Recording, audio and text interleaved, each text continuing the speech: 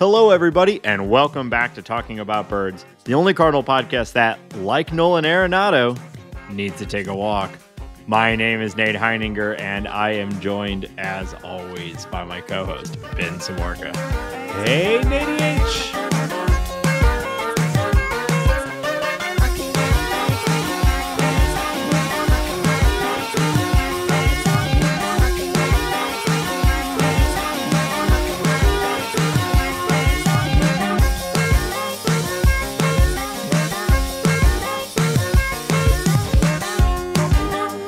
If you have an idea for the opening bit, text or leave us a voicemail at 848-48-BIRDS. Hambone, how you doing? Killing it over here. Yep. 10 Yeah. out of 10, 100 out of 100, actually. Wow. That's the most. I'm at the top of my game. Well, you look like shit, so Thank you. I guess that is the top of your game. It's the best. It's literally the best I could do. I'm doing the most. Yeah. Well, I thought you'd be feeling better, considering you just spent 2 of the last 5 days in a stadium. 3, actually. Wow. I was lucky enough to go to opening day. I went to a game on Sunday with some friends, and then Mary and I snuck out last night to go to the Diamondbacks game. Wow. You tied, because you and Mary live with your parents, so you tied bed sheets together and crawled out the window. Yeah, that's what we did. Great to be at the ballpark. It's great to not have you to talk to while I'm away at the ballpark. You know, I put my phone down. The Rockies are bad, and it makes going to 3 games in a few days extremely affordable. Yeah. We sat 3 rows behind the Rockies dugout last night, and I paid $25 per ticket. Nice. It's just an incredible already. Yes. The opening weekend, and it's already.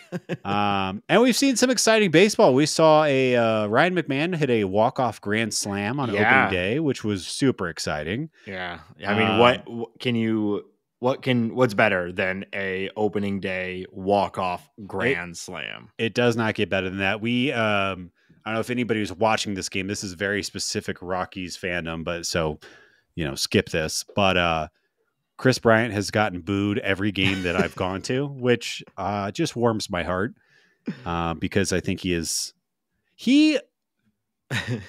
so I've watched him pretty closely recently, and he just moves slow. He's just bad. I don't know. It's very bizarre. We did see our first in real life Chris Bryant home run. Well, there's only been a handful of those since he's been a Rocky. So we've been watching him for 3 years, and we go to a good amount of games, and it was the first time we saw a KB home run. So it was kind of like catching a unicorn or something. So yeah, I'll take that. But he's bad. What a wild career progression.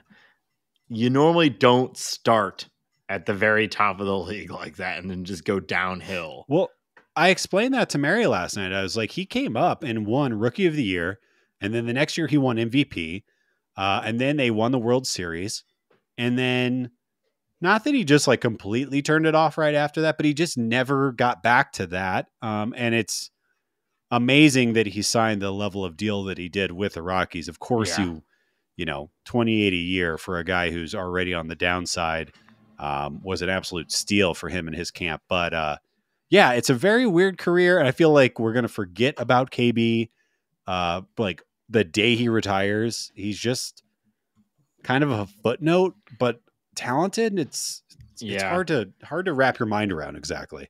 I suspect that he will forever be a part of Cubs franchise lore and festivities. You'll always be raising that flag, that W, right? Yeah, all of those guys involved in that. Is there anyone from the 2016 Cubs World Series that is still that was 7-8 years ago, so that's a long time in baseball. But that was a young group. I guess Wilson is maybe the Wilson. the current best still performing player from that group. That is funny because obviously Javier Baez had just completely fallen off.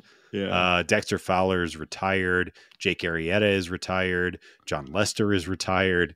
Rizzo is he's doing okay for the Yankees, fine. But yeah.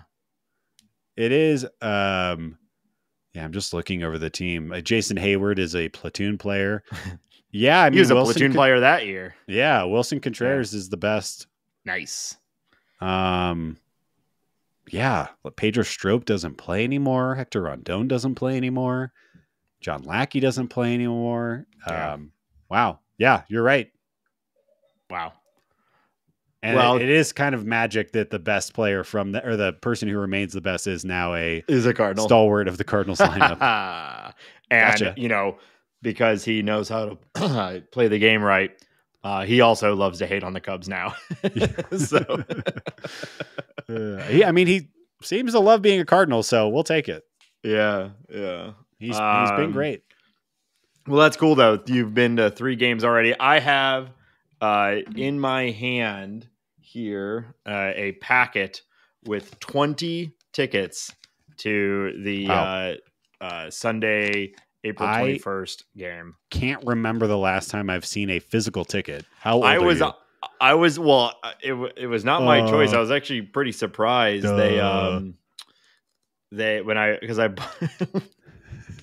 Unnecessary, sir. You started the show by telling me I looked like shit. Yeah, but that was warranted. All right. Sick. I bought this off of their group tickets thing. Oh wow. And wow. Yeah, that's what I was looking for with that. And it was the only option was to mail me. And it came in just like an envelope, just like a handwritten envelope. I'm like, what are we doing here, Cardinals? But I don't know. It's kind of fun. And we've got a bunch of kids go into this game. So that it might be kind of fun for them to have like a physical ticket. Sure. Where are you guys sitting? We are in the right field bleachers. We have an entire row of the bleachers. Oh yeah. I talked about it last week. But this is our first big group game. I have already said it on the show, but I'm going to try to go to a lot more games this year. Well, the fact that you have tickets to one, you've already surpassed your performance from last year. So we're all very proud of you. Of course, I went to 3 Cardinal games last year. Just none of them were at Busch. So yeah, and I choose to forget that experience. Mm-hmm. So yeah, that's cool though. I mean, it's just got to feel good to be back in the stadium. Did you? What are we doing? Nachos? We doing the hot dogs they have there? Did you gorge yourself on anything new? I haven't totally gorged. I have tried a different food stuff each time I've been there this year so far though. Jersey Mike's, Biker Gems, which is a local hot dog place that I know I've talked to you about and maybe brought up on this episode, but they have a new selection of dogs this year. So I tried their spicy Polish, which was delicious. Yeah. Last night there is a local taco shop called Machete, that's similar to, oh my God, I'm blanking on the street taco place in St. Louis that people like. Like a Mission Taco. Like similar to Mission. Yeah, they do. Yeah. Those like kind of smaller street tacos that have like 18 ingredients, which I enjoy. I know not everyone likes that. Anyways, tried Machete tacos last night. That was very tasty. And they probably also like just redid their a taco. It was $14 for 3 street tacos, which I actually felt like was a pretty good value. Yeah. Like that's what they would cost at Machete, the restaurant. So I was pretty happy about that. Coors Field also updated their pretzels.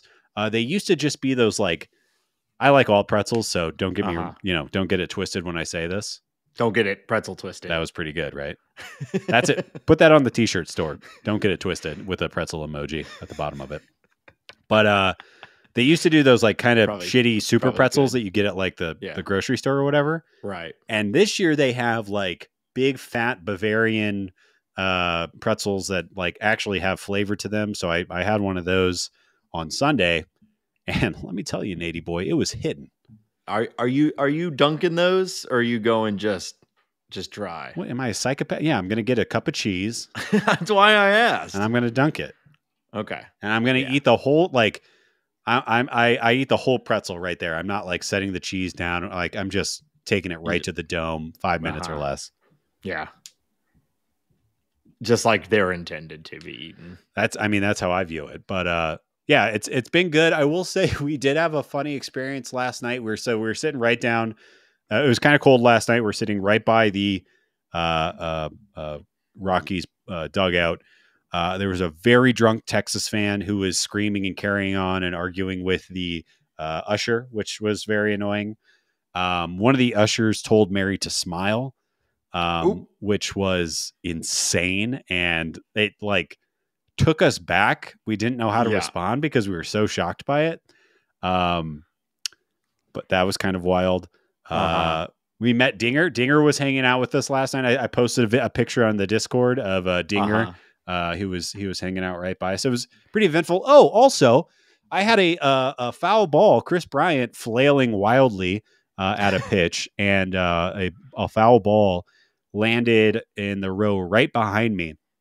So I kind of lean back, and I'm standing up, and I reach my hand over and to try to grab the ball. I miss the ball because a bunch of people come out of freaking nowhere.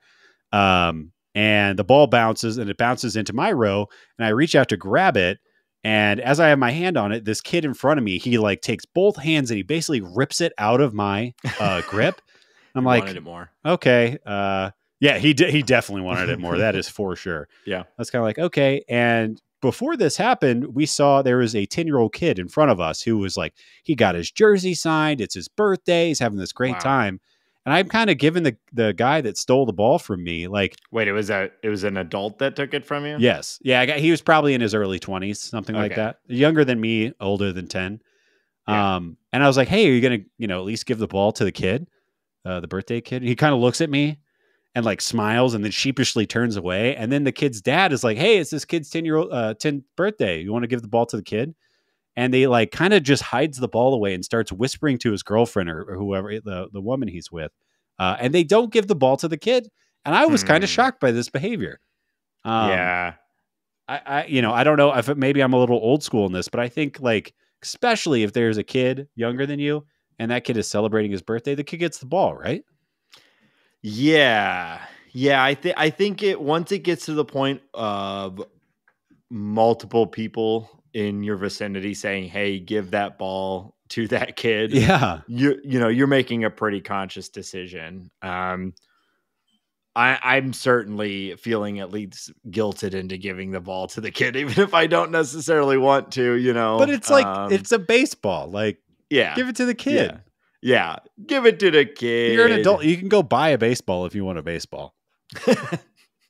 You know what I mean? Yeah, I get it. I mean, I agree, and I would give it to the kid. I could imagine maybe if you've never gotten one before, too, just feeling a little bit of like, oh, but come on, I caught, But also the degree at which they like ripped it away from you is pretty funny too. So it was multiple layers there of like selfishness. I'll admit I was being pretty lazy. I like kind of stood up and I kind of threw an arm back and went for it, and then it bounced over and I threw another arm at it. It was I could have been more proactive about retrieving this baseball, but the guy who I was apparently competing with was like a little gremlin, like he kind of lurched at it, and I was like, I don't care enough. Of course. Your problem, though, was probably that your hands were absolutely covered in cheese sauce. So it's hard to get a good grip. Well, you're talking shit, Nate, but I got tacos after this event. So you don't know what the hell you're talking about. Hit us up on Twitter at Talk About Birds if you agree or disagree with my stance on foul balls and children. Yeah. I don't have a good hashtag for that, but yeah, just hit us up. Ball or no ball? Hashtag ball or no ball? Foul boy. Foul boy. Hashtag foul boy. Hashtag foul boy. Yeah. Punched it. up. I was thinking about you with Dinger and you being so close to him. Like, I see a future for you, Hambone. Yeah. You think you'd be a good Dinger? You think you could don the Dinger outfit and represent the Colorado Rockies appropriately? I think I'd be good at the head spinning. I think I'd be good at the dancing on the dugout, and I think I'd be good at the general like hamming it up and tomfoolery. I don't think I have the skill set to have children tug on my tail for 2.5 hours a night. Because I'll tell you, me and Dinger were eye to eye last night. Yeah, and Dinger's ability to make sticky children feel special is something that I just don't have. You're at least giving them the foul ball though. Of course I could do the, I could be, I don't know how to say this. Like, I can look good when other people are expecting me to look good, but does performative. Sure. That's what I mean to say. Okay. Yeah. You don't actually mean to be like kind or gracious. You get it. It's performative. Yeah, exactly. Important question, follow-up question. Does Dinger basically dry hump people like Fredbird does? No, he does not. That's good. His big trick is he does the head spin where he takes one side of his head and spins it around 360. But none of that weird booty stomach shaking thing. He taps people on the head. It's very, very PG. The kids love him. Okay. They go nuts for him.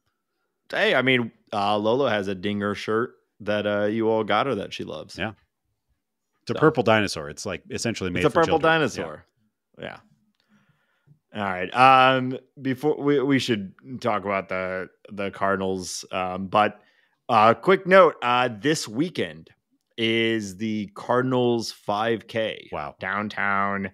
It's a cool event. At the end of it, you get to walk along the warning track and just sort of get down on the field and be there when the stadium is empty, which is a really cool experience. I've done it 2 years in a row now, and I'm doing it again this Saturday. I've talked about it a little bit on the show. I've been, I do these 5Ks semi-regularly, but I've been sort of rehabbing, been going to some physical therapy, and it's been going really well. So this will be my first one in quite a while that I'm hopeful will be pain-free. And if you're out there and will be a part of this, let me know. We got a whole group this time. I've got like 10 people running with me. And it should be a lot of fun. And if any of our listeners are out there, I'll be there. I think I'm going to be wearing my Talking About Birds, I Enjoy Watching Baseball t-shirt. So keep an eye out for that. I'd love to say hello and see you out at the ballpark. Now, Hambone, you last year, of course, you slept through your Rockies 5K. Do you think you're going to try it again this year? I've been waiting for you to bring this up, Nate. So yes, that is true. I slept through. Mary and I both completely forgot about it, but we did donate our money to a good cause. Sure. So, to pat myself on the back slightly, we have signed up for the Rockies 5K again this year. We have reminders on our calendars. We are registered, all that stuff. And I have been running, which is probably shocking information for you to hear, but I have actually been running. Mary's been running quite a bit. Mary's actually training for a half marathon right now. Right. Which she has coming up in a couple of months here.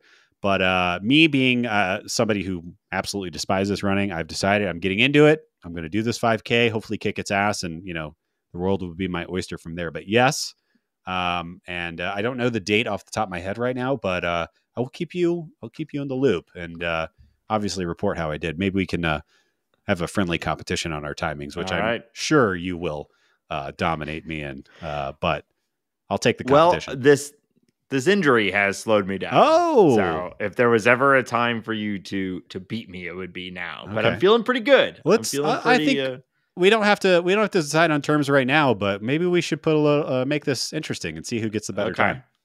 All right. Yeah. Well, mine is this Saturday, so we'll have to figure it out soon. All right. So cool. Well, yeah. Again, if you're out there listening and you'll be there and you want to say hello, I'd love to say hello back to you. All right. And that's it. That's where it stops. Sick. Hi. Just be careful, Nate. He might not He might not know you're approaching him also. Yeah. You gotta come at me directly, center, waving and saying hello. Yeah. If you say hi like that, he'll know what's going on. All right. So Cardinals, we are recording Wednesday. What a segue. Third year, better than ever. Cardinals.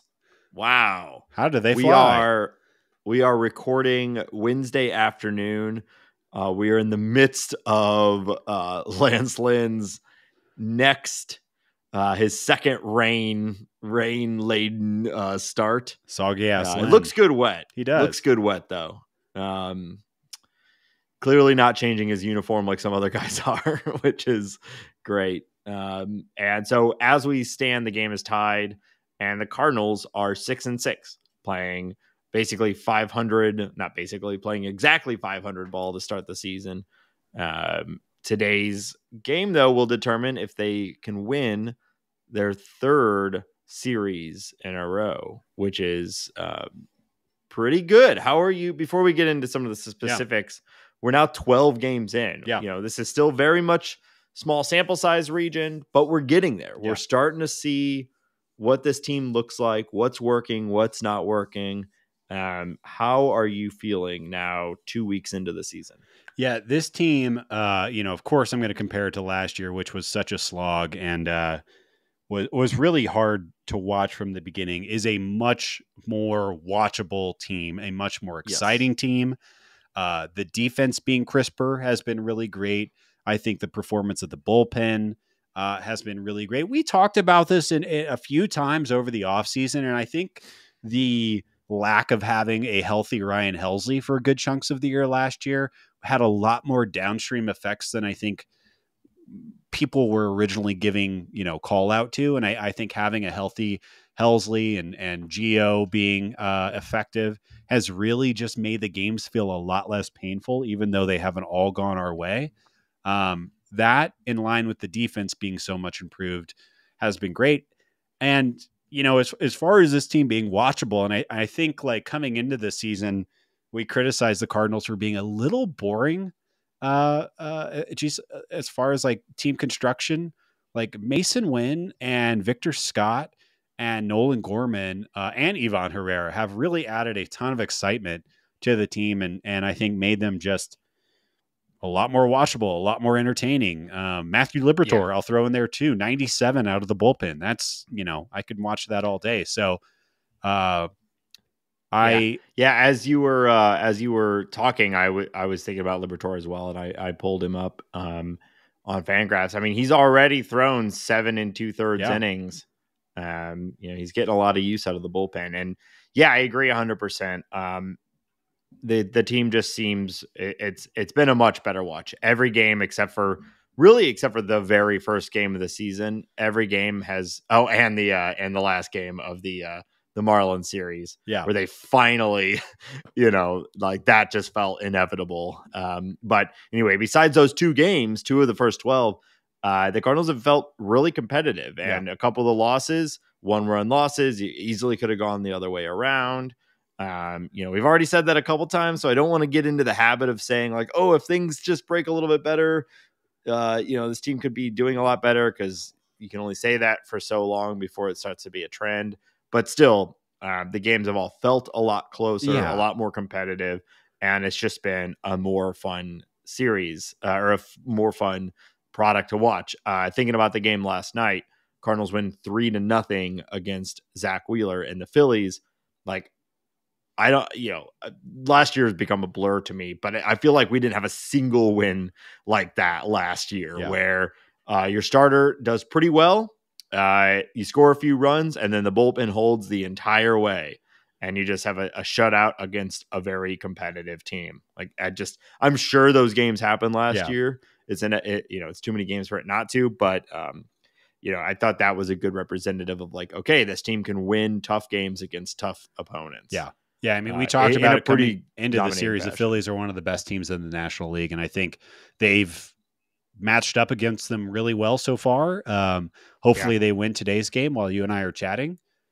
But yeah, I feel really great about it. They've had some comebackness in their bones there's this year. already been three comeback wins, Yeah. almost a fourth in the loss against the Phillies, where they came back and tied it in the ninth, and then unfortunately couldn't hold. But even still, it's just like, that when I think about the very recent years where the Cardinals have done well, that has been kind of a hallmark of the team, that ability to stick through and come back and seventh, eighth, and ninth inning wins. I think that was 22 where they had a pretty large amount of seventh, eighth, and ninth inning comeback wins. And it was nice to see that. And then, you talk about, when we've kind of talked about Wynn's progress for a while now. His sort of process has been at every promotion level, he tends to really struggle offensively, but then he makes the adjustments and grows. And you never know if that'll actually happen at the major league level, where it's just the hardest place to do that. And after last year's really difficult showing in September offensively, it was reasonable to be a little concerned. And though we're not getting much power right now, his plate approach has been very, very solid. And he obviously is hitting the ball really well. He's leading the team in batting average. We've seen a couple. How crazy is that? Hit. I know, right? And a couple good doubles down the line. And then add that on top of his stellar defense. That's been so fun to watch.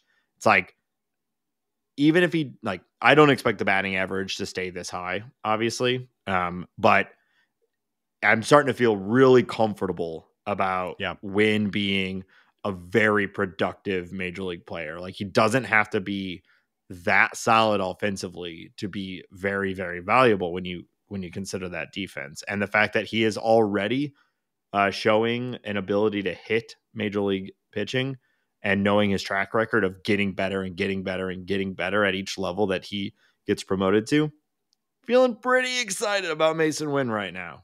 Yeah, he's also not striking out, which I think is that's kind of one of the big indicators to me. It's are you coming up and are you just getting outstuffed by major league pitching and the likes of Zach Wheeler and these other great pitchers that the Cardinals have faced are in the early going. But he's only got 6 strikeouts, which is the lowest on the team if you look at regulars, which I think that alone is amazing. He talked about in an interview how last year he thinks he came up and he was trying to hit the ball over the wall, and said something to Jimmy the Cat Hayes along the lines of all I need to do is get on base and run. And, he hasn't stolen a ton of bases just yet. I think that, that'll come as he gets more comfortable and, the Cardinals game plan kind of unfolds a little bit more. But I think he's looked great. He's out of the young guys. It's him and Ivan Herrera have had the best approaches at the plate. And I didn't necessarily see that coming into the start of the year. No, not at all. I think we were expecting Walker and Gorman, who I want to talk about next, is starting to. He looks like he's starting to come around. This is all super small sample size, but the first week or so, lots of strikeouts. I think he was carrying a nearly 50% strikeout rate there for a little bit, which is obviously alarming. But we've seen him dial it in a little bit. He had 2 monster bombs in that blowout game against the Marlins. He had another bomb yesterday, which came at a key moment in the game off Zach Wheeler. So we're starting to see Gorman turn it around, which is a lot of fun. I mean, you and I have suffered pretty greatly from a bad case of Gormania now for a couple years. The creams aren't working. The rehab's not working, and it's flaring up pretty hard right now after those bombs. Right. Well, I'm just glad that you've accepted that you were in denial for such a long time about your Gormania. So the fact that you're talking about my name is Nate Heininger, and I have Gormania. He could hit 40 bombs this year, Nate. He's the man. He stopped eating popcorn. No, he didn't. He switched his popcorn from beef from one oil to another or something like that. And he lost 10 pounds, which is how much freaking popcorn were you eating, dude? Yeah. I love popcorn though. Hey, so I get it. You know what? I'm a moviegoer, Nate, and I love popcorn. Yeah. Movie theater popcorn has taken a dive in the last year. Wow. I've had it a few times recently, and I don't even finish the bag. It's disgusting. I'm fighting through it for what? I don't know.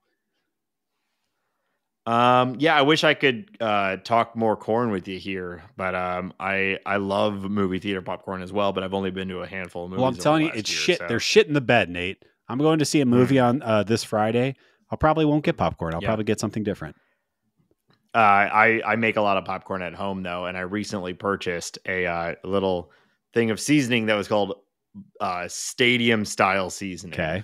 And it is buttery and delicious because I do make it at home on the stovetop. You got a whirly pop, it's one of those things. So it basically emulates the way in which a theater popcorn popper works, but you can do it at home. Wow. So it's a big aluminum bowl, and it has a hand crank and it spins the kernels around just like the thing that hangs the basket that hangs at the top of a popcorn popper. Yeah. Works. All popcorn tastes better when it's spun around, right? Yes, man. It evens out the heating and you actually pop 100% of kernels evenly. Wow. And it works really, really well. And then you apply your own seasoning. And so you get the best of both worlds. You get it. It's healthy to be made. And then you can just load it up with salty, buttery goodness. It truly is incredible what you're doing over there. What a world we live in. Am I right? Next week, as long as it doesn't drop out of theaters in the next 5 days, I am going to go and try and see Dune 2. Wow. I'm gonna be a Dune dude with you guys, and I'll report back next week. Dune is good. Yeah.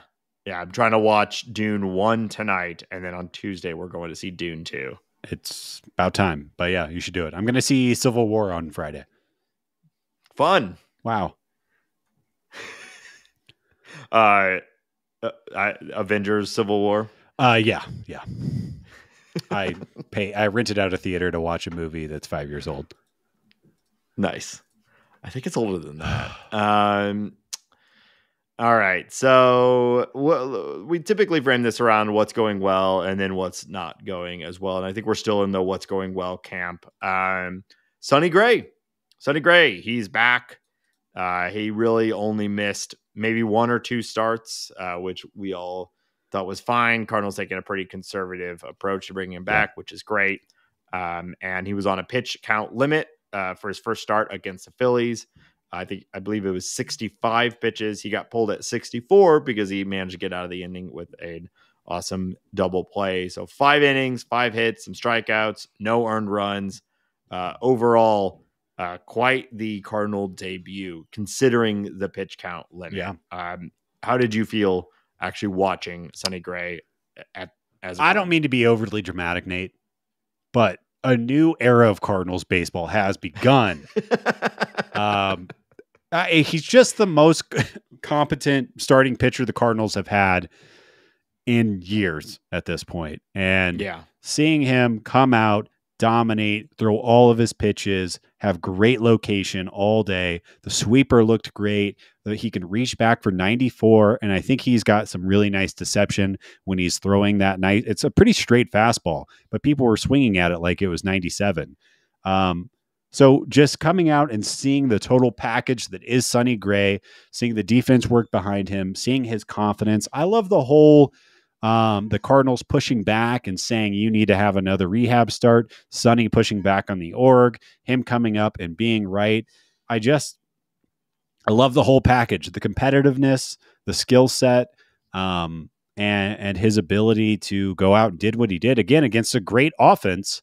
The Cardinals really stole a win from the Phillies and Zach Wheeler because of Sonny Gray's performance there. So, I couldn't be more happy with it. There was Katie Wu did a great article in The Athletic talking about Sonny Gray's game last night. And when Ollie came out to try to pull Sonny Gray, Sonny said, that he can get this final out. He predicted the double play that ended the inning, and kind of told Ali Marmol to go sit back down.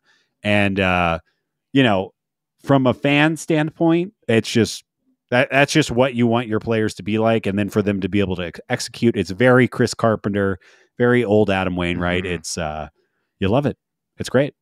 Yeah, I agree completely. It just, I was trying to think, like, when's the last time I felt similarly to watching him pitch as a Cardinal fan, and it's hard to pull old that. Waino is really all I can think of right now.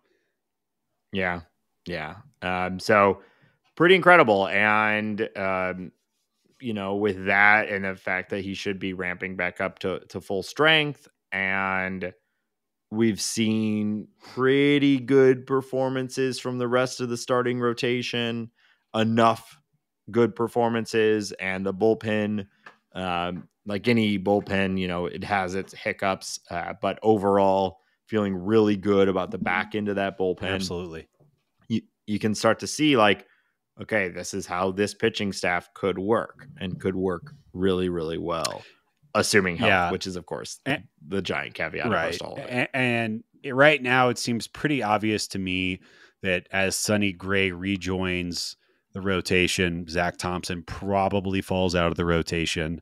And you're obviously happy with what Lynn has done so far. I think we all have to be pretty excited about Miles' last start that happened this week. I think he looked a lot sharper than he had previously. That slider was looking pretty sharp. And then it's Kyle Gibson. Kyle Gibson obviously got his ass handed to him by the Marlins, but he's had his other start outside of that one was pretty solid. So can he bounce back? And yeah, I'm not like, the Cardinals don't even have one of the better rotations in the Central, but there are reasons to be optimistic about how the team looks, and Sonny Gray just makes life so much easier. Yeah, they at least have Sonny Gray, right? Like the stopper, the ace, etc. All the different things, like it matters. So pretty excited about that. I think the last couple things to talk about on, like, what's going well. We already mentioned Gorman. We already kind of touched on Herrera, who had another bomb today. But I wanted to dig in on him. I mean, like, he's got to be in the lineup just going forward, right? Like, whether it's catcher and Contreras DHing or vice versa. Herrera has been one of the hottest hitters on the team, and doesn't show any signs of stopping. I mean, I'd love to see the walk rate a little bit better. That's kind of across the board with this team right now. But when you're hitting it as well as he is, you also kind of willing to take less of a walk rate in the moment. But I mean, he's been incredible. So that's been a lot of fun. Yeah, I think, it's not a question of him getting at bats. It's a question of how do you roll out when you have two catchers who are offensively plus. How do you manage that team? How do you balance the DH catcher position? I think we kind of talked ourselves out of having either of these players start anywhere but DH and catcher. Maybe Wilson gets a start at first, and Paul Goldschmidt takes a day at DH, or that's the only real flexibility I could even think of that really makes sense for this team. But you want Wilson and Herrera in the lineup on the same day, and you just kind of take the risk that if a catcher gets hurt, you lose the DH position, or kind of, be flexible if and when that does happen. My kind of answer is, I think I would prefer to get these guys both in the lineup, and have them hitting as often as we possibly can, and kind of, run this like, I'm going to try to make an NFL analogy, which is going to go poorly, but I remember watching the NFL at one point where having two running backs kind of piggyback off of each other was in vogue, and kind of giving these guys equal playing time. I think the Cardinals can find some type of balance there, and you have two potent right-handed hitters. We'll take this all day. Yeah, because we didn't really give him his credit last week when we were talking about what's working well, but until he got hit in the hand and had to miss a couple games, Contreras was the best hitter on the team. He had a couple huge home runs. So like right now, arguably the two best hitters, the current best performing hitters on the team are our two catchers, which is wild. Now, that said, cannot ignore the other guy who would probably be arguing for best hitter on the team right now, which is Brendan Donovan, who also had a home run today. And even above Ivan's performance, Donovan's feels the most like real and sustainable to me. Maybe not this degree, but the fact that he looked like this last year before he got hurt, like he's kind of been this, he's been a little more power centric for a while now. And we just have to hope he can stay healthy because he's looking like quite a beast at the top of the lineup. Yeah. I mean, he is, I think we kind of talked about this last week. He's kind of the engine of the offense right now. And while I don't love him playing in the outfield, because I don't think he looks great out there and it's not his natural position, you kind of just have to find a way to keep the bat in the lineup. And the Cardinals are doing that right now. He is absolutely responding. I think, it gets a little complicated. Like, where is the ideal position for Brendan Donovan other than leading off? But defensively, there's not really a great answer because obviously Gorman, and then we just talked about the logjam of catcher and DH. We have this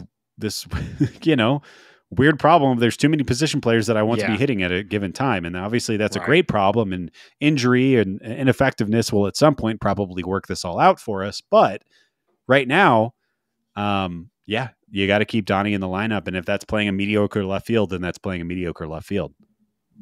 Yeah. Yeah. And, assuming good center field defense, which we've had, that makes up for a little bit of lack of good defense in the corners, but his bat has been so strong. He has to be there. It's a weird problem where you're like, we have too many second basemen and catchers who are prolific offensive players for the lineup to fit. Not a common thing. No.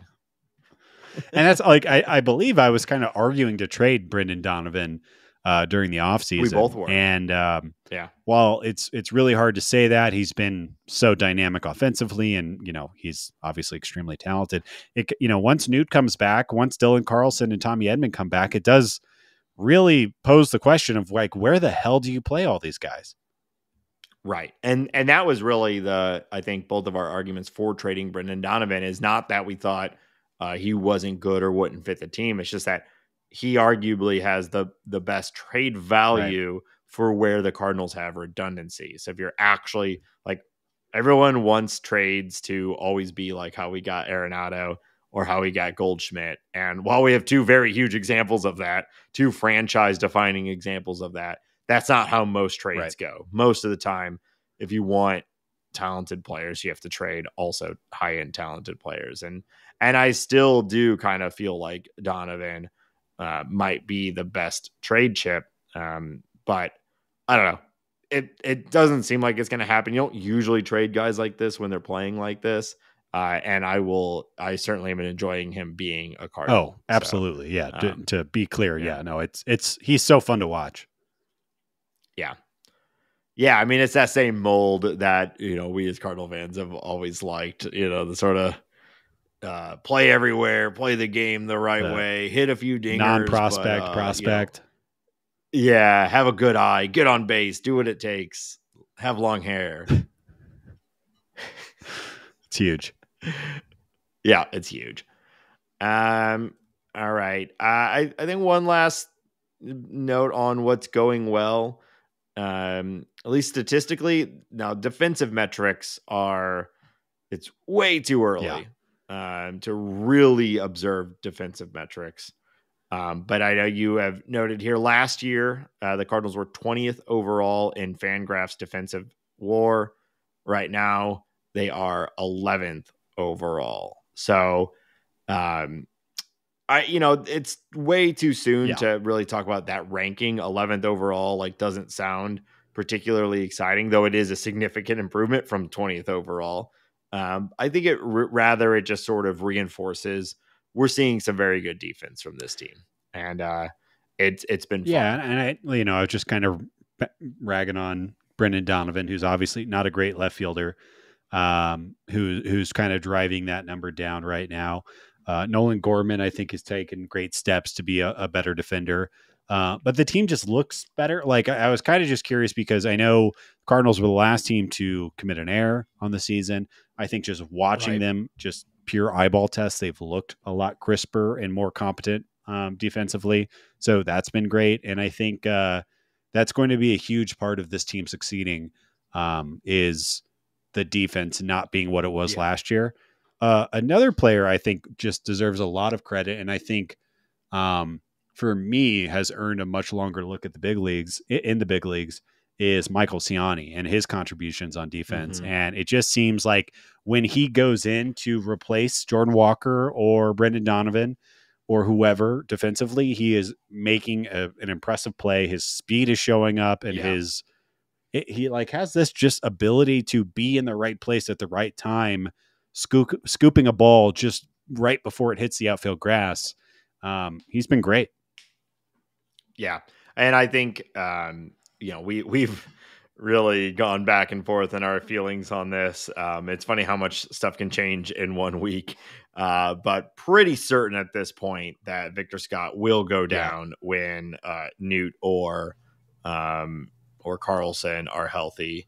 And that is in many parts because of his offensive struggles, but also because if we have Ciani there too, we have that defensive background or backup, and we can let Victor Scott continue to mature offensively at the minors and come back up later. So when Newt comes back, which it seems like Newt will be coming back later this week, maybe for the weekend series, does he play center? I guess. I mean, I know that even that's not ideal, but I think this lineup looks so much different with a new bar in it too, instead of a Victor Scott. So maybe you have Newt in center, and then if you get a sizable lead, you slide him over to left, and then bring in Ciani as the defensive replacement, and put I'm Brendan Donovan on the bench. Yeah, probably something like that. Yeah, I think that's what I'm anticipating. And then when Carlson comes back, I really don't know what you do. That's when it really gets complicated. But I don't love it. But it's kind of undeniable at this point. Looking at Victor Scott's Fangraphs right now, he has a negative 15 WRC plus. His WOBA is 138.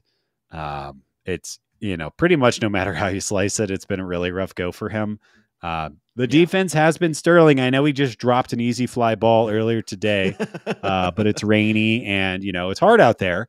But man, I think he's been great and super fun to watch. And I just like the kid. But he's going to go down. Yeah. Well, let's talk a little bit more about what hasn't gone as well. And it kind of pains me to say it, but I think the three biggest concerns on the team right now would be Nolan Arenado, Paul Goldschmidt, and Jordan Walker. So I've been trying to think who am I the most concerned about and who am I the least concerned about? And it's interesting. I think the person that I'm actually the least concerned about right now is Jordan Walker.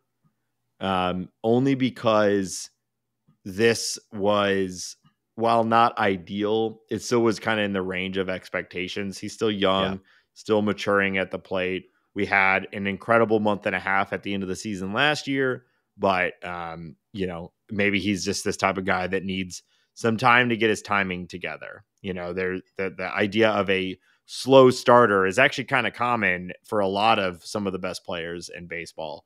Paul Goldschmidt, through the length of his career, has been considered a slow starter, which is why Paul Goldschmidt is the guy that I'm the next least worried about. He had a huge game one, and then has struggled offensively. Defensively, he's looked great. I'm less worried about Goldie, although there is the specter of age across all of everything Goldie does at this point, which is what is just small sample size, slow starter, etc., and what is the continuation of a potential actual real decline that may have really started last year and carried into this year. And then finally, the person I'm most concerned about is Nolan Arenado.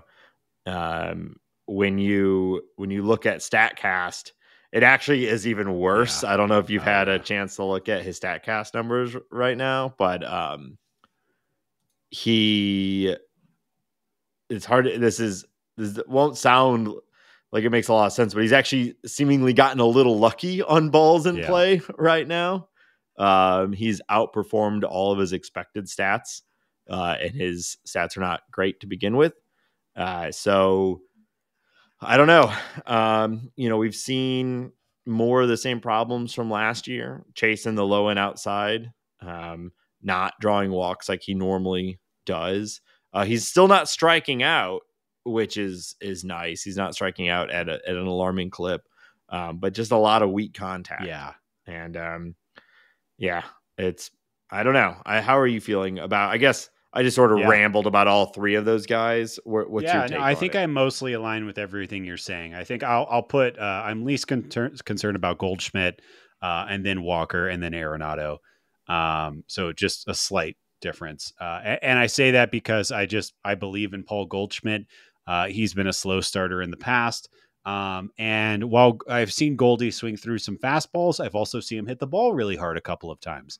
And I do think that exit velocity is a huge, huge indicator in how a player is swinging it. And that's what worries me so much about Nolan Arenado. Like you said, with Walker, he's still figuring the game out. The league is figuring him out. He's making adjustments while the league is adjusting. We talk about this all the time. It's very rare that a player just comes out of nowhere and starts absolutely mashing big league pitching. So he'll come along when he's ready. But the Arenado thing has me. I'm not like hitting the panic button or anything like that. He lacks confidence from my point of view. His like quality of at bat, I think, is really, really low right now, where he just seems like he's on the ropes at all times and just not taking competitive at bats, swinging at bad pitches like you're talking about. The under 2% walk rate is obviously horrible. And when he is making contact, he's just not going. I've seen a couple of times this season where he has that look where he feels like he got all of it, and the ball doesn't go over the wall, or it dies on the track, or whatever might happen. And that's concerning. It's concerning for a lot of reasons, but like, I'll go back to 2018, Nolan Arenado. And he has, great numbers. He was a phenomenal player that year, obviously still on the Rockies, but his average exit velocity was still just a little above the midway for major league players. He's just never been a guy that's absolutely scorched the ball. He has a knack for hitting home runs because of his launch angle. And he makes good contact, so he just has a lot of opportunities. But he's never a guy that's hitting like a 450-foot home run outside of Coors. He's just not been that. So it is worrisome that a guy who has never had a lead exit velocity seems to be taking a step back, and it has been trending this way. I'm not necessarily saying he can't fix it or that we're done, but it has been a really bad start to a year where he kind of committed himself and has said like he was disappointed with last year and he's doing everything he can to change it. And we're kind of seeing worse results in the early going. It is very, very early though. I don't want to sound dumb and write off Nolan Arenado after 50 at-bats. Right. Yeah. 100%. But we are starting to get to that point where, these sample sizes are getting out of the territory of small. I saw Someone used 50 at-bats as really where strikeout rate starts to be a worthwhile trend. So at 50 at-bats, you can, because they'll change. It can change quickly, but that's where you can really start to use these numbers and identify the beginning of trends. And we're right about at that point now. But also, I mean, optimistically, it's amazing with this point in the season how quickly your stat line can change on just one or two big games. If you look at Ellie with the Reds, I don't know how much you looked at this, but he had I think he had a 710 OPS going into that game on Sunday, and when he left that game, he had like a 970 OPS, from one big couple of game. Homers, couple of homers and I think a double, and it just fully flips the entire stat line to say, wow, what an incredible start to the season, So there's still that, but we are starting to approach where these numbers are useful for predicting trends. And I'm not even worried about the results that Nolan, and actually Nolan's results, like you were kind of alluding to, they've been better than, what the underlying stats would say, but he has yet to barrel a ball. It's stuff like that has me concerned with him. It's just, maybe he's in his own head, maybe he's in his own way. I know he talked about like kind of pulling back from his tireless work ethic, the over swinging, over fielding, over everything. Maybe he's still trying to find the balance there, but it's less than ideal. Yeah. Well, something to keep an eye on, and we try not to get too wrapped up in lineup configuration and stuff like that. But as these other members of the team start to hit and are hitting well, and people are coming back, you do start to wonder: are we going to see maybe some more fundamental changes in the lineup? And that would include a potential movement of Arenado or Goldschmidt down, which would be interesting, and is the inevitable thing that happens in baseball as you age. But I think we'd all be pretty surprised if that is happening to Arenado. Yeah, I mean, I think if his name was not Nolan Arenado, he'd already be moved down in the lineup. But just, obviously he's Hall of Fame track type guy, and you just don't do that. Yeah. Well, anything else you want to talk about? With what's not been going as well? No, let's get into some injury news. There's not too much to talk about, but we have some. Yeah. Tommy Edman has been approved to begin his hitting progression. Who? Tommy Edman. I know. No, this podcast respects and adores Tommy Edman. We know exactly who this is. We love Tommy Edman. Never said a bad word about him. His first step is hitting off a tee, which, it's always got to feel a little funny being like a professional Major League Baseball player and you're hitting off a tee. And I laugh at that to hide the tears. He's a while away. It's going to be weeks and weeks. If he plays middle of next month, I think that is like a optimistic view at his timeline right now, assuming there's no more setbacks also, but it's really not great. And here we are. I can't believe this has turned into what it is. I can't believe how downplayed it was. I can't believe how late they got to the arthroscopic surgery. It's been just a mishandling from like day one. I agree with you on everything except for that you can't believe it. I should believe it. Because we've been saying this from the very beginning, right when it was announced that like, oh, something's wrong with his wrist. It was like, okay, they're going to say a couple weeks, but it's going to be June. And that's kind of right where it's going. Yeah. Well, good for Tommy. We saw him in the dugout a couple of times this week. It's nice to see his face. Anyways, the club wants Nootbaar to get a few more ABs against right-handed pitching before rejoining the team. You may have seen that he was in the dugout earlier this week. I think he was there on Monday, having met with the team, talking with Ollie and co. It seems like he just wasn't feeling as comfortable against our right-handed pitchers. So he's going to get a couple of games to try to line up with that. And then probably, I think we said this already, is very likely to join the team, probably on the road trip to Arizona later this week. So that'll be great.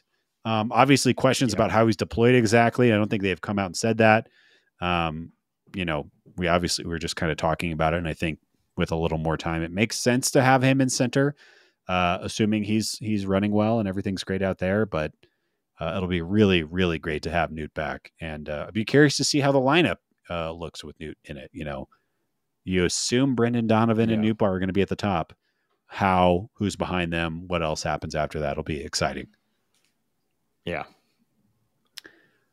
Well, yeah. So those are the big ones. Did we mention Matt Carpenter going on the IL? We mentioned that last week, I think. Yeah. Okay. Okay.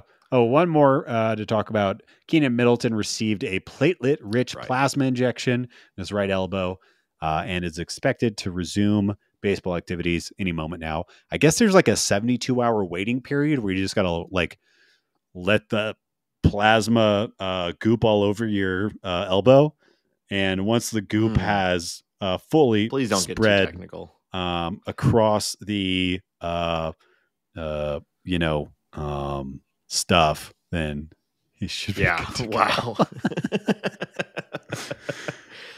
I feel like I need to get one of these. I bet that feels it good, does. Anytime I have to pretend to know what I'm talking about reading this it's such bullshit. Like, I don't think the person writing the article knows what they're talking about. I barely think the players even know what the hell is going on. I definitely don't know what's going on. But well, good thing that we do it. Should I just say he got gooped and he's going to play baseball soon? Is that better? Yeah. Okay. Mm-hmm. He got Gwyneth Paltrow, and now he's recovering. Yeah, he got ran into by a 90-year-old man on a ski slope and sued him. That's when you say Gwyneth Paltrow, that's what I think of. Of course. Well, let's move into the next segment. But actually, I wanted to give a quick update. We've had the game going on in the background. Something you predicted, Ben, seemingly has already come true. Zach, I don't know if you noticed this, but Zach Thompson came in relief for Andre Palante, there we go, who was kind of in the midst of giving up the game, at least here in the sixth, to the Phillies. So certainly seems like you're right that Thompson is returned to the bullpen while there is not an opening in the rotation. I think it makes sense. Palante has really not looked great in the early going. The death ball has killed no one. And the people are just hitting the sinker really hard. So it's hard to catch a ground ball that's going 105 miles per hour. I hope he figures it out. I don't know. It hasn't been great in the early going. Well, and his usage has at this point been in these sorts of situations, So it seems like he's sort of starting to fall down the pecking order a little bit as guys like Kittredge and Romero and Gallegos and Helsley and all that are looking pretty good. Yeah. Liberatore. Yeah. And with Zach Thompson in the bullpen too, you have to imagine Thompson might be above Palante. I would think so. I'm curious to see. I didn't get to watch him pitch, actually. I'm curious to see if his velo is up at all now going back into the bullpen. Yeah. Or if we should be more worried about him. I don't know. Yeah. Yeah, I didn't watch it either since I've been talking to you. So we want to talk about the upcoming series and some league news and whatnot. But before we do, we want to remind our listeners that this show is listener supported on patreon.com. You can join patrons like our newest patron, Joe Cat. Thank you so much, Joe, for joining the Patreon. People who join the Patreon at any level get access to cats, dogs. We'll take whatever. I guess that's a good point. We don't know if it's a cat or a person. I mean, the cat's in the name. Joe Cat. Why would a person be called that? It's a great point. You would never name a person Joe Cat. Stupid. Yeah. Well, Joe Cat's been a welcome addition to the Bird Scored, and you could as well if you join our Patreon. You get access to our private Discord server. It's the Bird Scored. We've been having a great time. Pretty much every game at this point, there's been a group of people in there sort of chatting throughout the game, sort of live discussing the ups and downs of the game. And it's been a lot of fun. I think This year, more than our previous years, we've really had a lot of like in the moment active engagement during the games, and it really has become a complete replacement for social media for me during games. It's been a lot more fun to go in there and talk with people in the Bird Squad about the current state of the game. I saw you posted like a positive tweet about Jojo Romero yesterday, and so, like a couple of people agreed, and then somebody was like, yeah, but Mo should be, put on a stake and murdered. Okay. Like, oh yeah, the Bird Squad is a nice place to be. I don't have to deal with that. Yeah, it's like, yeah, exactly. So, yeah, I mean, it's great.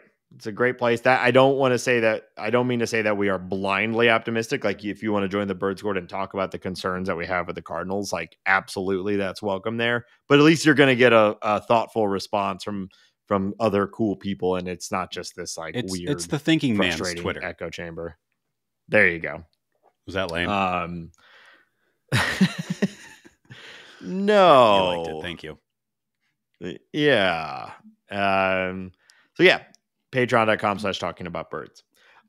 You also, if you want to support the show and are not able to join the Patreon right now, consider leaving us a review on your favorite podcast platform. We received arguably the best review. Thank you to everyone who's left a review. But sometimes it's nice to really feel seen and feel heard. Rob Nunn wrote, "These idiots are great. Just the right mixture of idiocy and intelligence." And 5 stars. I showed my wife that, and she's like, somebody really gets you. Yeah, it's like, it's nice. It's nice to feel heard, So when we say go and leave us a review, like, this is honestly one of our favorite reviews we've ever received. So at least we know they actually listen. I can't believe somebody thought we were intelligent. That's, boom. I know. Take that to the bank. Just the idiocy. Yeah. So yeah, Patreon reviews. We appreciate all of it. Hambone, where can people find us online? Yes. You can follow us on the hellhole that is Twitter at Talk About Birds. We are on Instagram at Talking About Birds. This show is available on Spotify. So like and review and rate and all that shit on Spotify. We have a TikTok. You can come look at our beautiful faces there. You can email us thoughts, questions, suggestions, threats, whatever you got to talkaboutbirds@gmail.com. All of that information is available on our website, talkingaboutbirds.com. This show's also available on YouTube. If you're one of those YouTube freaks that I see in the wild who are listening to YouTube channels like weirdos, we're there. You can rate and review and share us there. I see people at the gym listening to YouTube while they work out, and I find it to be, it's just not how I do it. Apparently, it's one of the biggest podcast platforms. It's different. Therefore, I don't like it. You know what I mean? That makes sense. Yeah. I'm scared of it personally. And as always, you can call us and leave a voicemail or text message us at 848-48-BIRDS. Again, that is 848-482-4737. We'd love to hear from you. 848-48-BIRDS. Hit 'em. All right. We've got a couple series coming up. Starting with a series against the Arizona Diamondbacks. Or I have to remind everybody that Molly likes to make up bad names for other teams. And the single greatest one is the Arizona Butts and Cracks. And so this week we are playing the Arizona Butts and Cracks. Wow. What are you seeing in the Butts and Cracks? I had the pleasure of watching them play our Rockies, America's team, last night. And, we were all kind of making fun of Corbin Carroll's little booty wiggle that he has at the plate.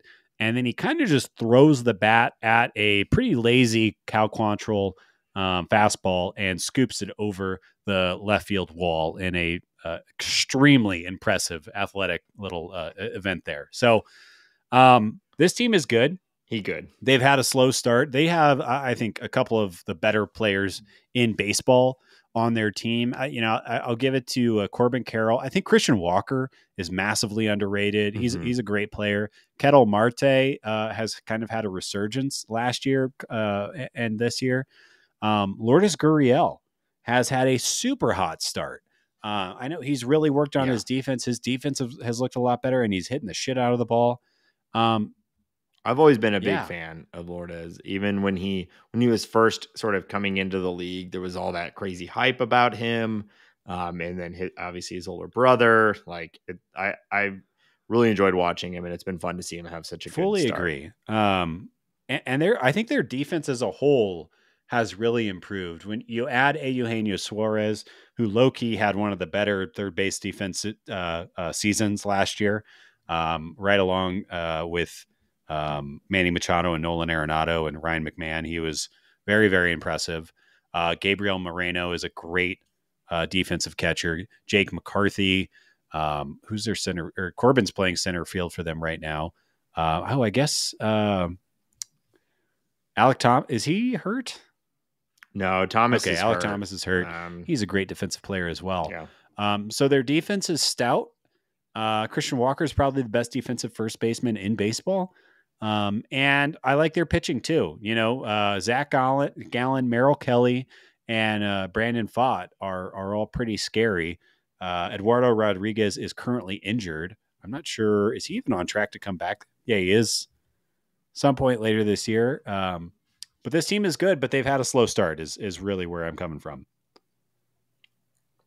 Yeah. Yeah. I mean, they really had a bit of a coming out party last year, going deep into the playoffs. And then despite an average regular season outcome, and then they did really what you want any team to do in that sort of situation is over the offseason, they added on. And they should be a better team this year than they were last year. And they were a pretty good team by the end of the year. So, slow start, but that's not that uncommon for even some of the best teams. If you look at the standings around baseball right now, they're wild because of, how few games have been played. But they're not a team to be I don't know, underestimated. Yes. And the fact that the Cardinals are getting to face them without Jordan Montgomery, who looks to come back in the next 2 weeks, and Eduardo Rodriguez, I think when this team is fully healthy, they are going to have one of the best rotations in baseball. Kind of sneaky, really good. And a good bullpen. Ginkle. They're a good team, but they're not firing right now, and hopefully the Cardinals can come in and take advantage of that. And to be totally honest, outside of the pitching, I think the Cardinals line up pretty well with the Diamondbacks. If I had to say, I would say the Diamondbacks are probably a tick better than the Cardinals, but they should be competitive. And this strike while the iron's cold, I guess, and the Diamondbacks aren't playing well. Yeah, they're I think right around the same. It's like that sort of that swamp of the next tier in the NL after the Braves and the Dodgers. Would you put the Phillies up there too, or the Phillies below that? I guess I would think it's like Dodgers, Braves, and you can kind of pick your poison there. You may prefer the Dodgers over the Braves and vice versa. Probably Phillies. Yeah, I don't know if I'd necessarily put them in that exact same like a solid tier. number 3. Yeah, it's like a very clear 3. If you wanted to put them in the same tier, I guess that would come down to your tier methodology. Cool. Yeah, it's like I hate the corner I'm backing myself into people here. But then after that, it's like Padres, Cardinals, Cubs, Reds, all these teams. You could really pick your favorite there. We thought Marlins, but that seems to not be the case. So, did you see they just announced they're not going to? They all have already made it public that they are not going to pick up Skip Schumacher's contract. Yeah, cool. Yeah, what a man! Isn't it cool how they made the playoffs and then have absolutely butchered their leadership team? Insane. I do think Skip's going to get a really nice big payday and go to a team that's a lot more competitive, though. So good for him. Yeah, absolutely. So yeah, should be a good series and continues this stretch. The Marlins, it didn't turn out to be that way, but other than that, like this opening swath of games has been just, bruiser after bruiser, like tough game after tough game after tough game, which I think is a good way to start the season.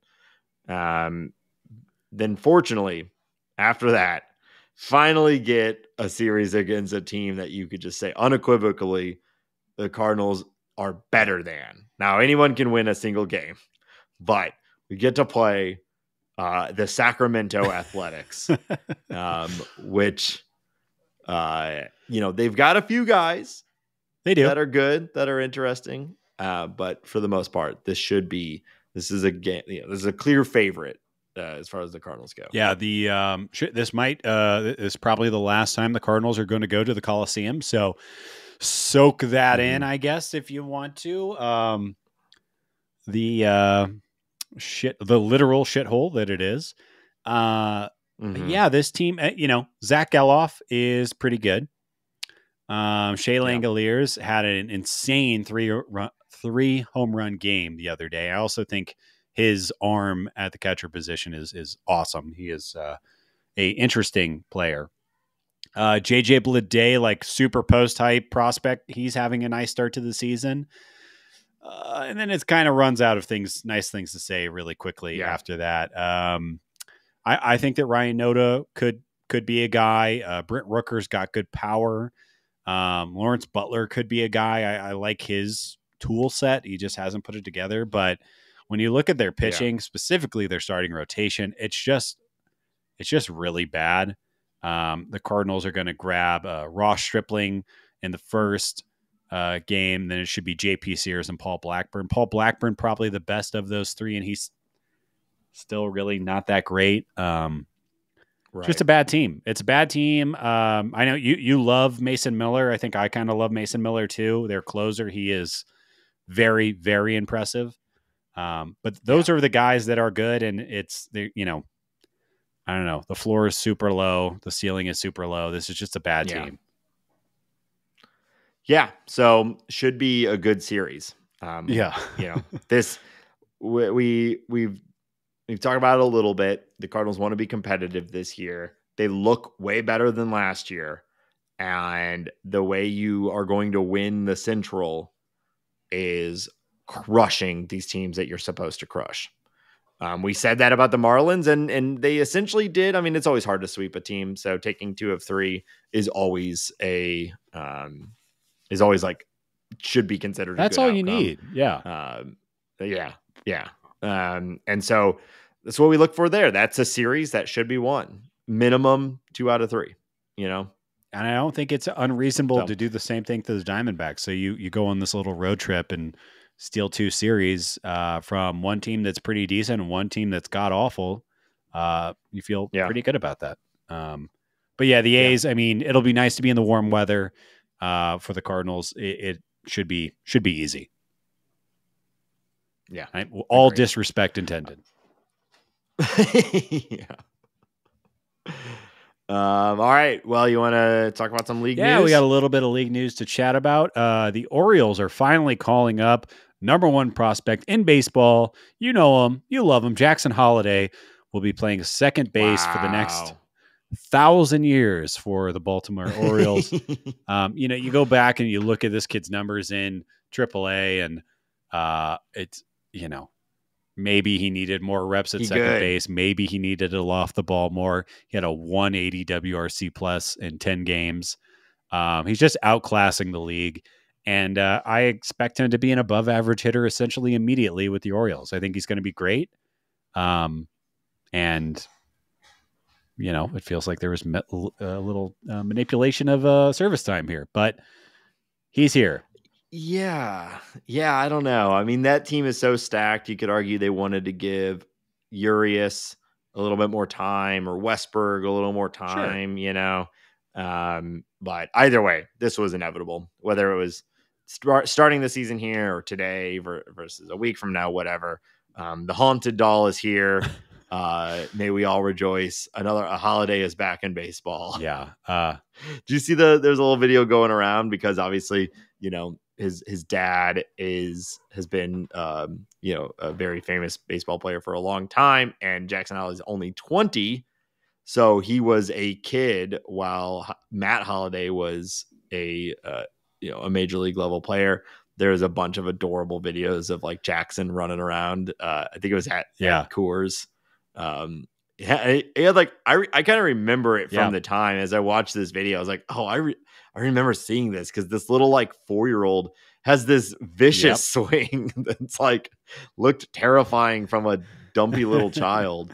And then here he is. So I don't know. It's both cool and terrifying. Yeah. I mean, I can't wait to see what he's going to do. He's obviously an amazing player. And it's a left-handed infielding version of his dad.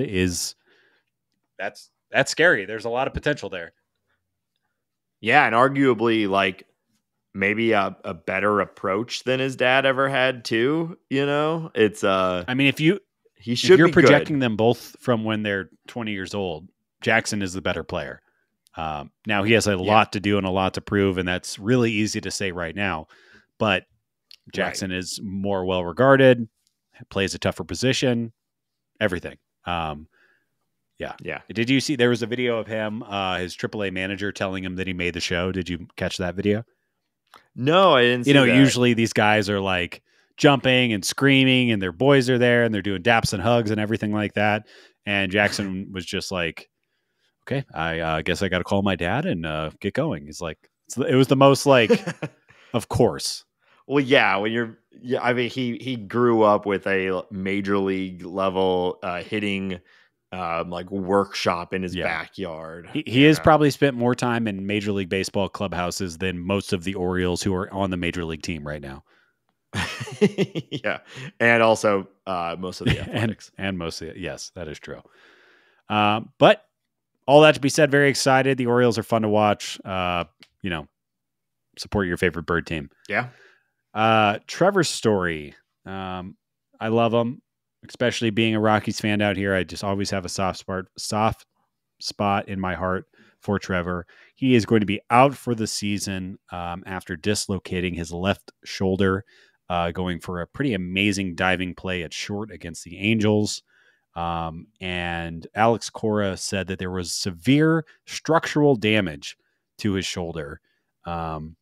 Really disappointing. I love Trevor's story. Like I said, I think he's a great shortstop. He was fully healthy. His arm was back. He gets to play a week and a half of baseball, and now he's out for the rest of the year. So just big bummer for baseball, and it's too bad. And the Red Sox are kind of in a spot. Yeah. I always really liked Trevor's story. I mean, everybody did. It's hard not to like that profile. A shortstop who hits the ball really hard and steals a ton of bases. When he came up, he was the talk of the town, and he kind of lived up to a lot of that hype. And then sort of a strange offseason, ends up signing with the Red Sox, and it just has been shit from then on. Really has. More Red Sox news. Hopefully you can help me say this guy's name. The Red Sox extend center fielder Ceddanne Rafaela. Yeah, I believe that's correct. That's another name that I've seen a ton, but I don't think I've actually seen it. Ceddanne? Or heard it said out loud either. Ceddanne? Ceddanne is his first name. Ceddanne. Mm-hmm. Rafaela, who is, so he's got a deal, 8 years, $50 million, which seems extremely affordable. This kid is a amazing center fielder. I'm not sure how much you've watched him play yet. But I say good on the Red Sox. They like their guy. They extend him really, really early.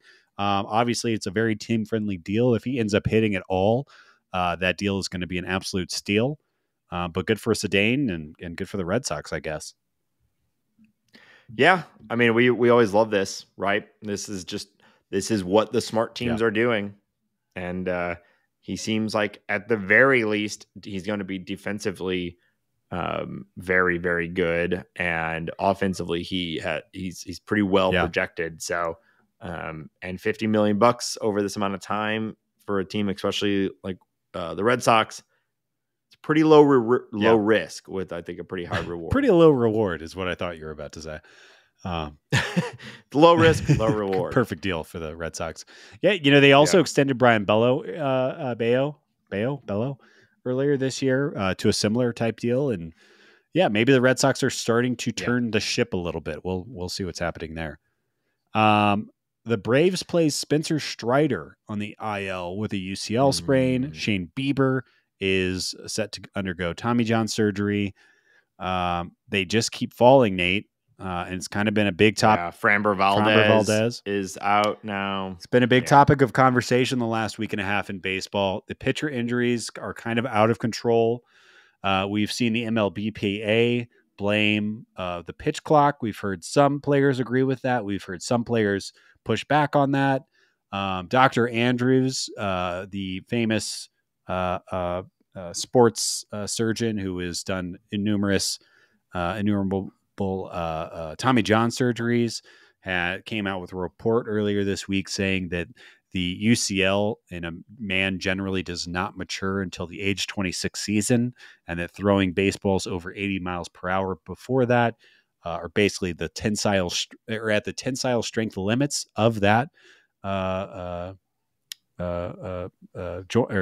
ligament. Geez. Again, me talking about medical stuff I always sound so smart. But I say all that to what do we do? We have the information. I necessarily don't think it's the pitch clock. I think that it is people throwing max effort every single time. And I've heard some interesting things. I did hear, I think it was Eduardo Rodriguez brought this up, maybe in a broadcast or an article. But the idea of if you get to 30 pitches in an inning or 25 pitches in an inning, the pitcher can have like a 1 minute rest or something like that. I thought that was interesting. And we're just doing this for the safety of players and keeping the star players around. I do think something like that makes a lot of sense. And maybe the player could opt in or opt out of it. If they get to that and they're starting to feel a certain way, maybe they could take a rest. I do think something needs to happen though. I think we're at a point where if you're a fan and you're ready to watch Garrett Cole or Shane Bieber or Spencer Strider or Framber Valdez, these all big name, top of the rotation arms. What do you do? Yeah, well, it's difficult because basically every rule change in the last 5 years has been geared towards making pitchers do more work. Yet the art of pitching has gotten only more and more intense, right? And so I know there's been even more talk about adding rules where you can only have so many pitchers on your team, or you have to have a certain amount of pitchers to force you to go longer in games and whatnot. So I think you and C70 talked about that for a little while on the episode that you did together, where it's like everything has been geared towards making these guys throw harder and longer. So it's like, well, we're now starting to hit like a mass of injuries, and whatever these changes are, like if that's true, which I have every reason to believe the research from Dr. Andrews and his team, that you shouldn't throw a ball over 80 miles per hour until you're 26, it's like, that is not going to happen. Right. And so I've said it for a long time. I suspect that what this is ultimately going to do is going to shorten outings for pitchers. And that's going to be the way that teams are going to start trying to mitigate risk. I know that that's not the end all be all. There's a lot of different research out there, and there's obviously exceptions to that. Some guys throwing a lot. But I suspect unless there's some new fundamental rule like that extra minute, but even that, is that really going to do a lot when you're throwing 100 miles per hour for 100 pitches in a game? I think teams are just going to start shortening their use of their pitchers over and over and over until we are at no real starting pitching. And I just don't see any other options because no player is going to want to be the first ones to start reducing their training, because there's too much money and the best guys get in young, and every individual player, especially some dude who's like 17 probably thinks they're the best in the world. Like, try convincing them to make a long-term pro health decision, and people want to win games in the moment. So I don't know. I'm kind of rambling at this point, but it's like, it's obviously a problem. I agree that the pitch clock isn't the sole problem. I do think it's kind of the icing on the cake, and I think it might be a little bit the straw that broke the camel's back in all of this. Because it is obviously like there's a lot more happening right now than usual. And there's a clear change you can point to. But I don't see what any sort of little minor rule change about, they can get a little extra time of rest is really going to do to change it. Yeah, it's fascinating. Another thing, and I cannot remember the name of the doctor who I was watching this video on, but he was talking about, it was an interview with AJ Pierzynski, and I'll tweet it out if I can find it after we record this show. But essentially the idea of AJ asked the question, can you tell, looking at the ligaments, how they're damaged, what kind of pitches that the pitcher was throwing? And to my surprise, the answer was yes. And the doctor was essentially breaking down the idea of, like, from his point of view, he looks at pitches as like fastballs, pitches with lateral movement profiles, and pitches with horizontal movement profiles, because obviously he doesn't care about a cutter and a slider. They're doing, biologically it's doing the same thing. And essentially what he was saying is that if he was the czar of Major League Baseball, he would criminalize horizontal breaking pitches. And those are the ones that are most damaging to the UCL. And then, you have that information, and then you watch how Spencer Strider pitches, and it's, the nastiest, hardest slider you've ever seen in your life. Right. And 1 + 1 = 2 there. So yeah, I agree. I don't really. And here he goes for his second Tommy John. And this kid, he's 25 years old, and he's thrown 329 innings in the big leagues. Like, that is not a lot of time. And you'd have to think, if he keeps pitching the same way and he comes back, he's probably got another 2 years on that elbow and is going to pop again. And then what do you do? I don't know. Do we have triple Tommy John people? Where do they get that ligament from at that point? Like, can I donate my ligament to get, like, from a pig or something? But I think that's what AAA is for. It's going to become a literal farm system where we're harvesting the ulnar lateral or whatever to replace it for your stars. That is horrifying. But maybe a future, because I do think, like, if baseball's biggest problem is blackouts and the availability to watch the damn product on your computer or TV, I think its second biggest problem is this. Yeah. Yeah. I mean, it's demoralizing. Arguably the two best pitchers are missing most of, if not all, of this season, between Garrett Cole and Spencer Strider. And then, not to mention, your Valdez and your Bieber, and this is up and down. There's people in the minors, high end prospects, who are either in the process of recovering or now entering into recovery from Tommy John, and it's only increasing. And it's sort of a zero sum thing. Like, hitters catch up, so then the pitchers have to get better, and then the hitters catch up, and then the pitchers have to get better, and, like, you're going to have a hard time convincing anybody. I kind of already said this, but, like, imagine trying to convince someone to be like, well, hey, don't throw harder than 80 until you're in your 20s. It's like, okay, so you mean I just shouldn't play baseball? Because that's not. I mean, is there going to be a rash of teams converting 26-year-old minor leaguers, position players who have good arms into pitching? Like, I don't know.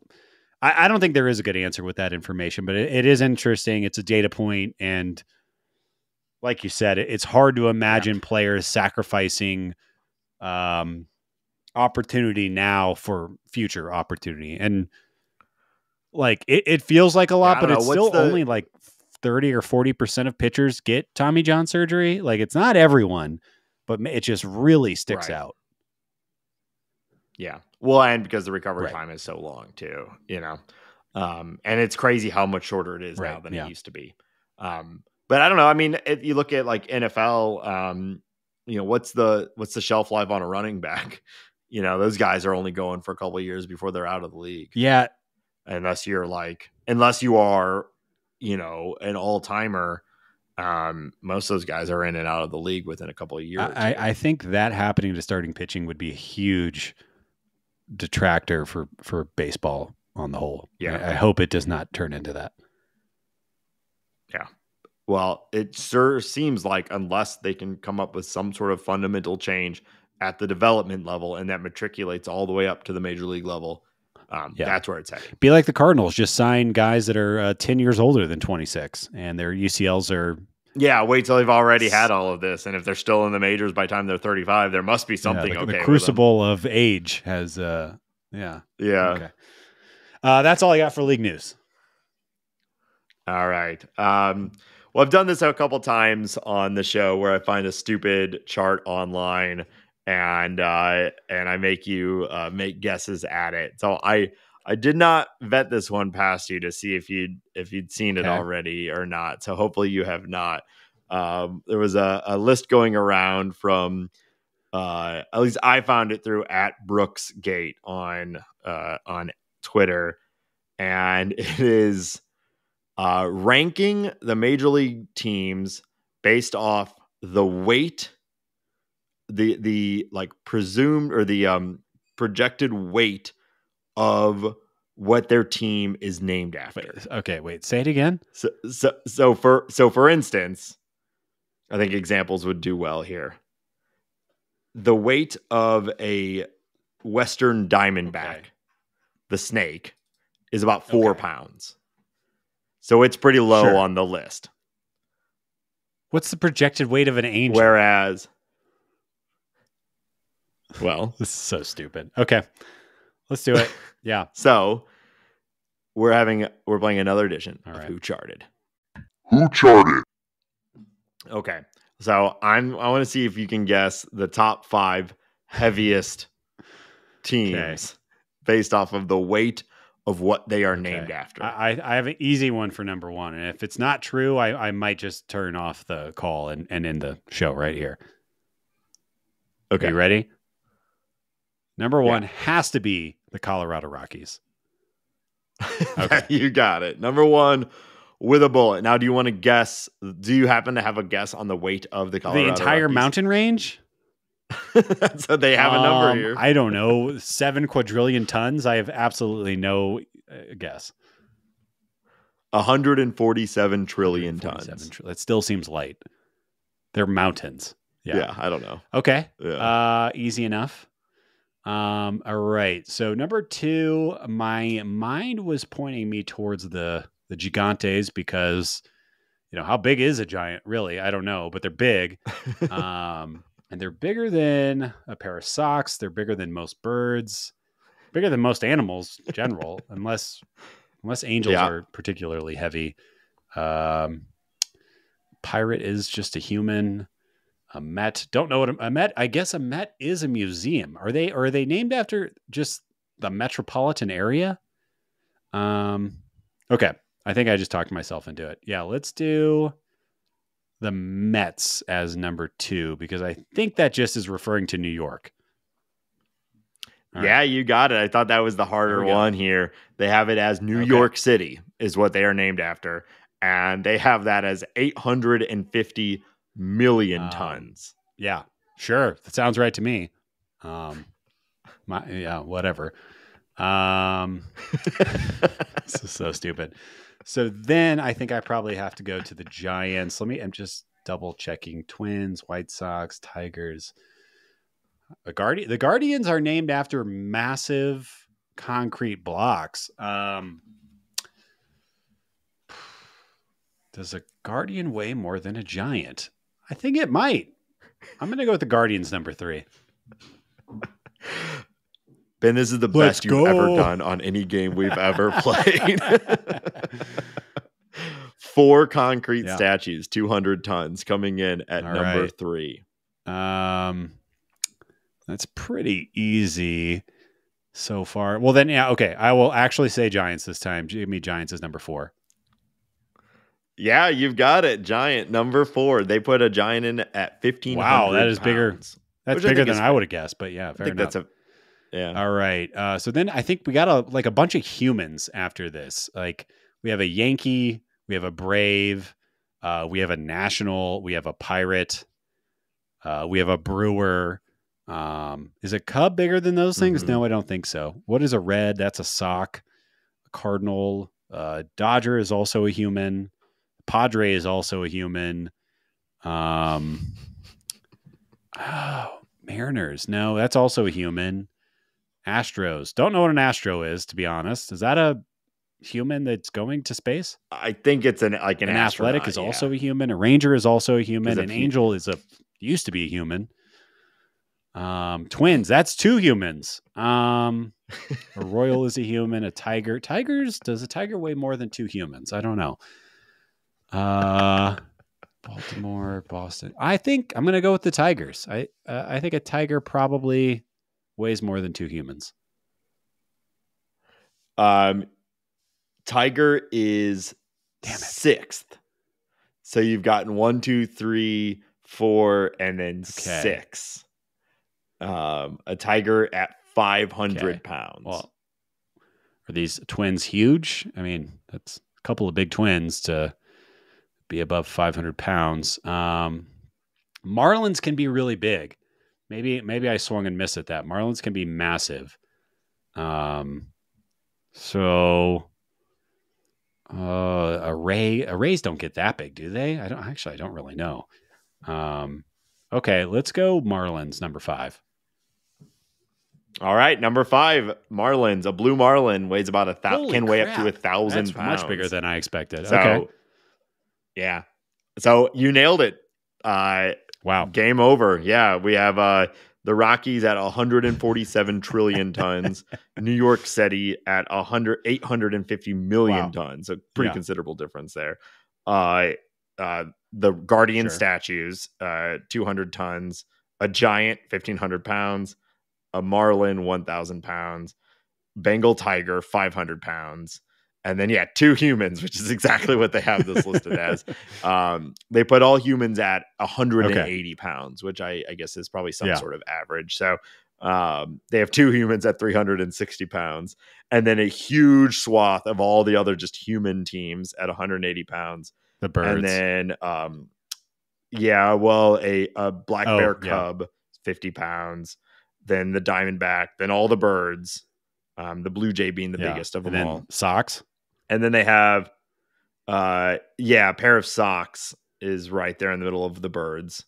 And then I was actually, for rays, they call them after a ray of sunshine, which I don't, it made me question this entire thing, but I thought it was funny enough to go with anyway.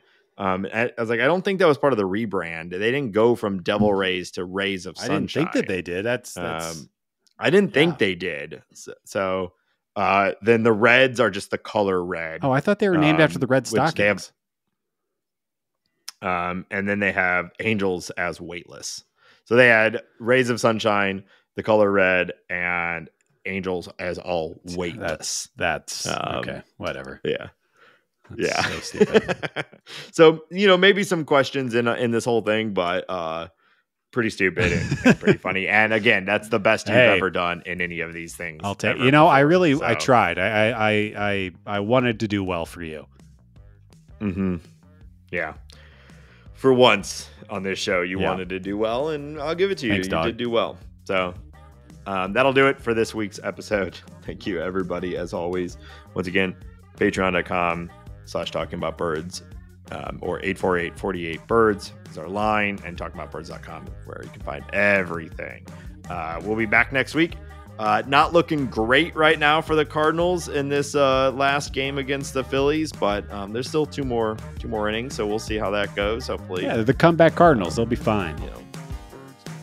Exactly. But should be a good series against the Diamondbacks, good series against the A's, and we'll be back next week as always with another episode. And until then, thank you. Bye.